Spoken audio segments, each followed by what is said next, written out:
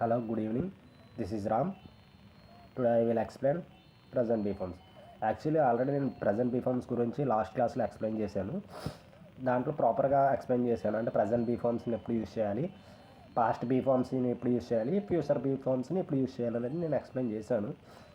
మీకు ఆ క్లాసు చూసిన తర్వాత ఈ క్లాస్ చూడండి, బాగా అర్థమవుతుంది. లేదు అనుకోండి ఈ క్లాస్ చూడండి, ఓకే. ఇన్ కేస్ అర్థమైతే ఓకే, ఇన్ కేస్ అర్థం కాకపోతే ఆ క్లాస్ కూడా చూడండి.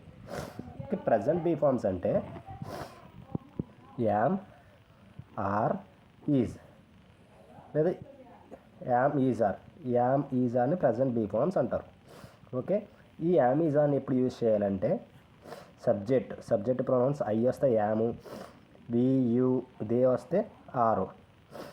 అంటే వి, యు, దే అంటే ప్యూరల్ వస్తే ఆరు.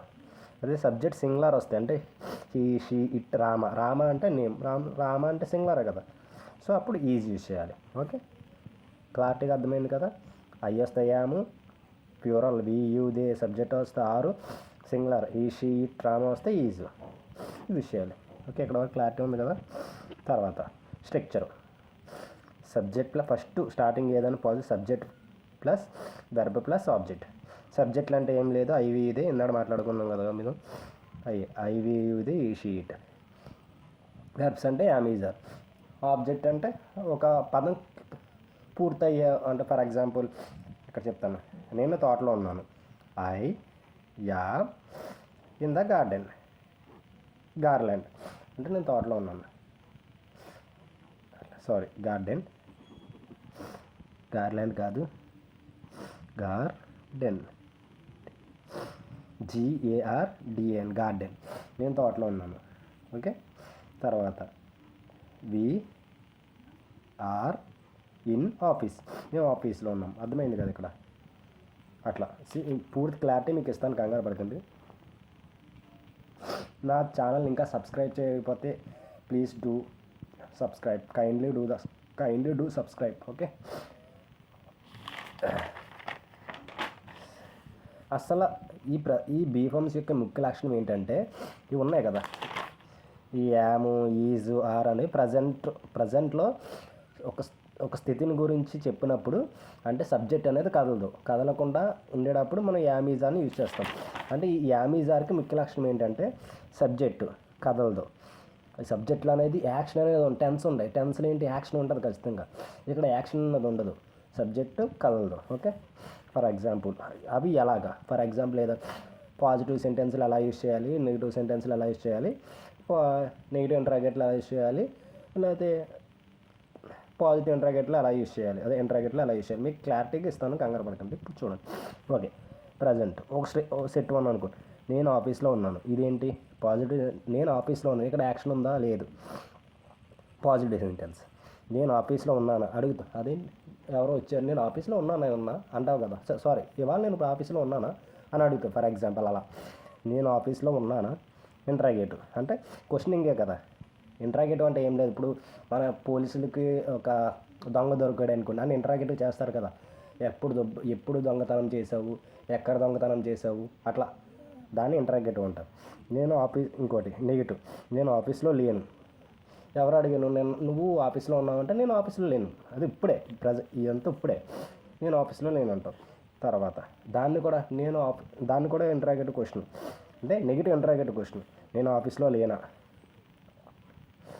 ఇక్కడ చూడండి. నేను ఆఫీస్లో ఉన్నాను, నేను ఆఫీస్లో ఉన్నానా, నేను ఆఫీస్లో లేను, నేను ఆఫీస్లో లేనా. చూసారా అలా. సరే, ఇక్కడ వి మీద యూజ్ చేద్దాం. మేము తోటలో ఉన్నాము, మేము తోటలో ఉన్నామా, మేము తోటలో లేము, మేము తోటలో లేమా.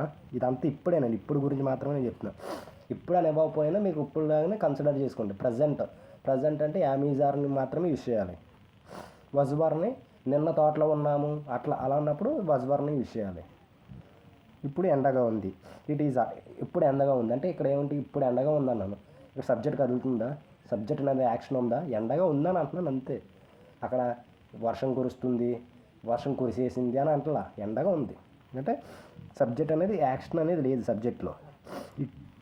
అలా ఇప్పుడు ఎండగా ఉందా, ఇప్పుడు ఎండగా లేదు, ఇప్పుడు ఎండగా లేదా. ఓకే, స్క్రీన్ షాట్ తీసుకోండి.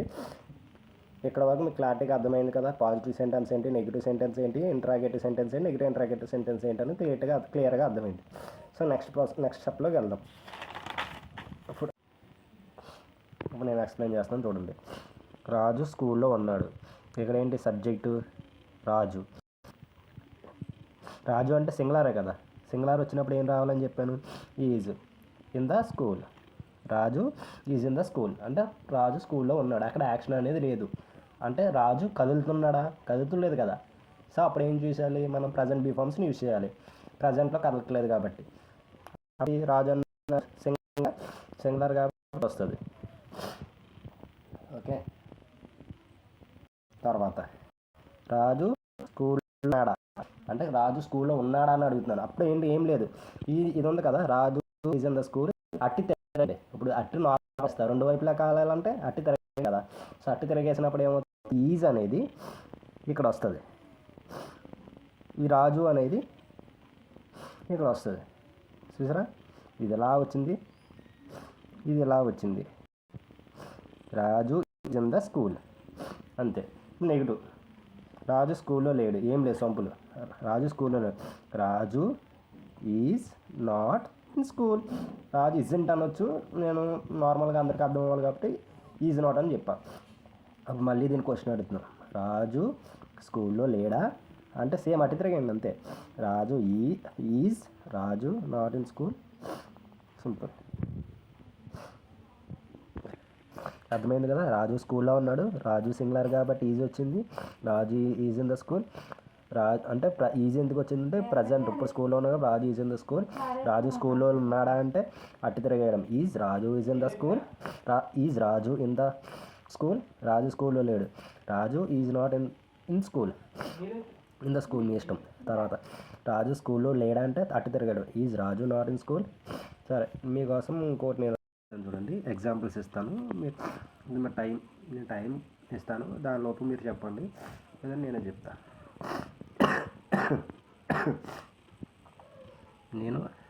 నేను ఆఫీస్లో ఉన్నాను అంటే ఇప్పుడు ఉన్నాను. అప్పుడు ఏం చేయాలి, నేనంటే ప్రజెంటే కదా, ఏమొస్తుంది, verb yam. Yam in the school. దీన్ని పాజిటివ్ సెంటెన్స్ అంటారు. తర్వాత మీరు చెప్పండి, ఇది నేను ఆఫీస్లో ఉన్నానా,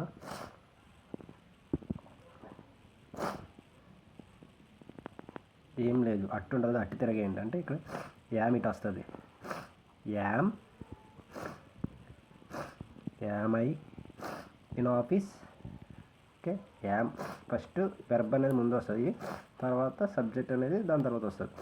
యామ్ ఐ ఇన్ ఆఫీస్. తర్వాత నేను ఆఫీస్లో లేను, I am not in office. తర్వాత నేను ఆఫీస్లో లేనా చెప్పండి, తిరగాను అంతే. Yam I not in office అంతే. ఇక్కడికి అర్థమైంది కదా. చూడండి మళ్ళీ ఒకసారి స్క్రీన్. నేను ఆఫీస్లో ఉన్నాను, ఐఎమ్ ఇన్ ఆఫీస్. నేను ఆఫీస్లో ఉన్నాను, యామ్ ఐ ఇన్ ఆఫీస్. నేను ఆఫీస్లో లేను, ఐఎమ్ నాట్ ఇన్ ఆఫీస్. నేను ఆఫీస్లో లేనా, am I not in office. ఇంకో ఎగ్జాంపుల్, పాజిటివ్ సెంటెన్స్. ఇంకో ఎగ్జాంపుల్, మేము తోటలో ఉన్నాము. అప్పుడు మేమంటే బి వచ్చినప్పుడు ఏం రావాలి, verb are. We are in garden. Next మేము తోటలో ఉన్నామా అంటే ఫస్ట్ క్వశ్చన్ అడిగేటప్పుడు ఏం చేయాలి, అట్టి తిరగేయాలి. అంటే are we in the garden. మేము తోటలో లేము అంటే we are not in the garden. మేము తోటలో లేమా, are we not in the garden. Okay, క్లియరా. నెక్స్ట్ ఇంకొక ఎగ్జాంపుల్, ఇప్పుడు ఎండగా ఉంది అంటే ఇప్పుడు ఎండని మనం వెదర్ దేనికి సంబంధించిన ఏదైనా వెదర్కి సంబంధించిన ఏదైనా ఇట్గా తీసుకోవాలి అంటే ఇట్ సబ్జెక్ట్గా తీసుకోవాలి. ఇట్ సింగులర్ కాబట్టి ఇట్ వచ్చినప్పుడు ఏమో ఈజ్ రావాలి. It is hot now. ఇప్పుడు ఎండగా ఉందా అంటే is it hot now. It is hot now. Is it hot now. ఇప్పుడు ఎండగా లేదు, it is not hot now. ఇప్పుడు ఎండగా లేదా, is it not hot now. మరి చెప్తుంటాడు, ఇప్పుడు ఎండగా ఉంది, ఇట్ ఈజ్ హాట్ నౌ. అటు తిరిగింది. ఈజ్ సబ్జెక్ట్ అనేది వెర్బ్ అనేది ముందు వస్తుంది. అంటే ఈజ్ ఇట్ హాట్ నో, ఇప్పుడు ఎండగా లేదు. ఇట్ ఈజ్ హాట్ నో, ఇప్పుడు ఎండగా లేదా. Is it hot no, sorry is it not hot no. అట్లా క్లియరా? సో స్క్రీన్ షాట్ తీసుకోండి, ఇవి స్క్రీన్ షాట్ తీసుకోండి. ఓకే, ఇలాంటి మరిన్ని వీడియోల కోసం నా ఛానల్ని సబ్స్క్రైబ్ చేయండి. Thank you so much.